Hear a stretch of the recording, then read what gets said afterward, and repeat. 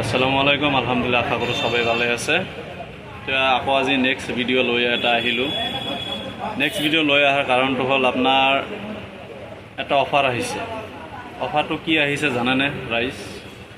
অফাৰটো দিছে হ'ল মুকেশ আম্বানী অফাৰটো দিছে যিবিলাক দুখীয়া মানুহ আছে তেওঁলোকৰ কাৰণে অফাৰ দিছে। একচুৱেলি দুখীয়া বুলি নকওঁ, চবৰ কাৰণে দিছে এইটো। যিবিলাক মানুহে কিপেড হেণ্ডছেট চলায়, এইবিলাক যেনেকুৱা কিপেড হেণ্ডছেট আছে, মই ওলাই দেখুৱাই আছোঁ আপোনালোকক। যেনেকুৱা এনেধৰণৰ কাৰোবাৰ যদি মোবাইল থাকে, হেণ্ডছেটটো কিন্তু 4G হ'ব লাগিব।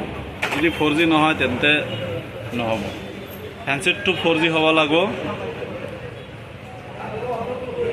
4G হ'লে আপোনালোকে 123 টকা এটা ৰিচাৰ্জ কৰিলে একমাহ আনলিমিটেড ডাটা, একমাহ আনলিমিটেড কল পাব।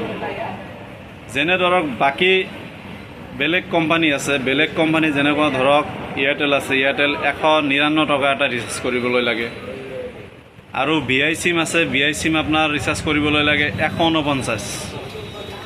তেতিয়াহ'লে 123 টকা হ'লে দুখীয়া মানুহ অলপ সুবিধা হয়।